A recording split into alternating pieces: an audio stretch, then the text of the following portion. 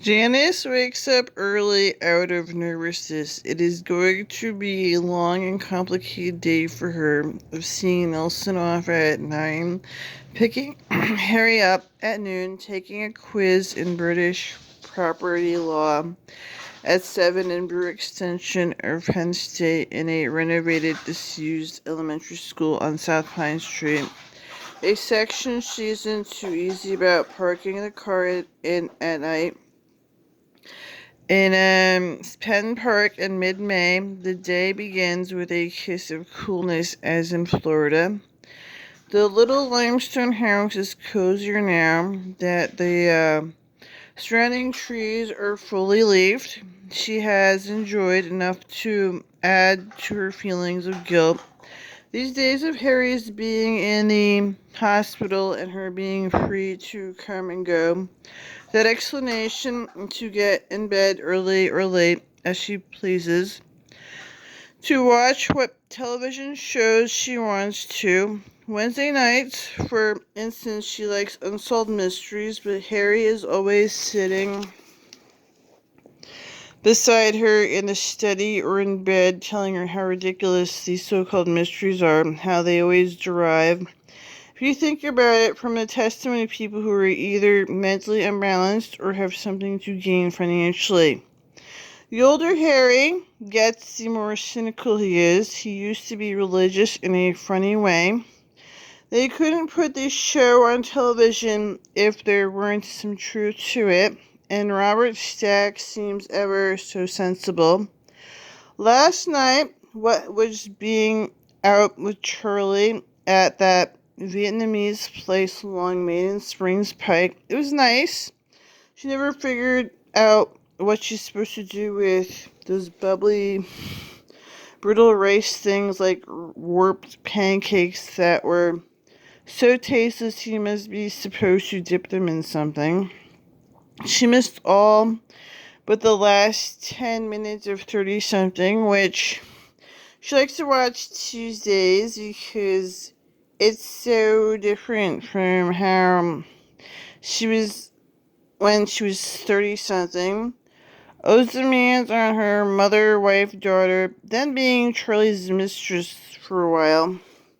Then feeling so inadequate and guilty, having no female friends except Peggy Farnash, who went and slept with Harry anyway, and now is dead, terrible thing, all rotten and attachmenty, like a mummy in her casket, too hideous for the mind to grasp, but it happens anyway. Even to people your own age.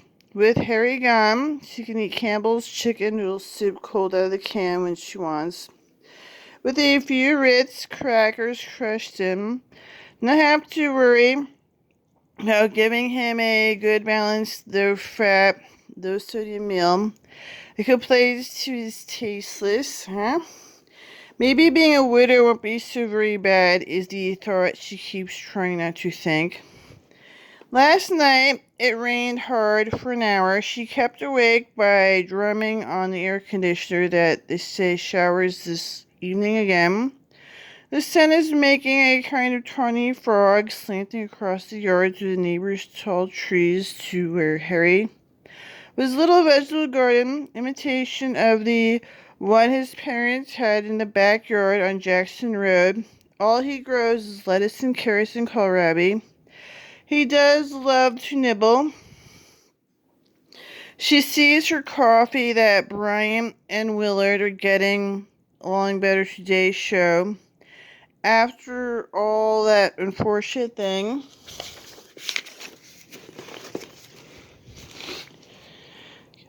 with Brian's private memo being exposed in all the papers, really nothing private anymore. The scandal mongers never rest, always hoping for another Watergate. Her father's death was brought on by Watergate, she always felt. The news is mostly about China and Gorbachev. You can never trust communists not to gang up on you. Panama, where that evil pockmarked Noriega just won't leave. Pennsylvania voters, Yes, they turned down the tax reform Governor Casey wanted. People thought it would mean a tax increase, and there anything you can count on Americans to be these last 10 years selfish. She tries to pick out an outfit suitable for seeing your son off to a drug clinic, then babysitting for Roy all morning while Prue drives Nelson into North Philadelphia, which she's very nervous about. Who wouldn't be? They do terrible things now. Deliberately rear-end you and drive off with your car when you get out, and there's no such thing anymore as good Philadelphia neighborhood. And for striking-looking younger women, like Prue, it's worse. Prue hopes to be back by noon so Janice can go pick Harry up at the hospital. By 12:30, at the latest, the nurse on duty worm. They don't like to give them lunch that last day.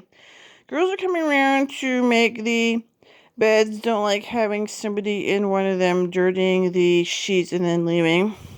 Makes her stomach nervous to think of Harry. And his heart, men are so fragile, turns out, though that nice Dr. Brett, though his freckles seemed delighted with the balloon did. But Harry's image of himself has changed. He speaks himself almost as somebody he knew a long time ago. He seemed more of a baby than he ever did, letting her make all the decisions. She didn't see how he can leave him alone. Their house for his first night out of the hospital, but she can't miss a quiz either. Really, it makes more sense with all these coming and going. Their children upset about their fathers going off to rehab to shift her base operations to mother's house and to wear a smart light wool outfit she bought 2 years ago at Winemaker's out at the small old fairgrounds. Didn't used to get excited to school, getting a day off and all the rides. The one where 4 of you were in all kinds of cylinder and boy opposite. Be above you and then below. The sky every which way you skirt. Doing heaven knows what. The smells of sawdust and cotton candy. Freaks and animals and prizes are tossing little hoops for pegs bigger than they looked. Navy blue and white outfit. Kicky blue pleated skirt off white satin jersey. Blue bottoms jacket with wide shoulders that always came back.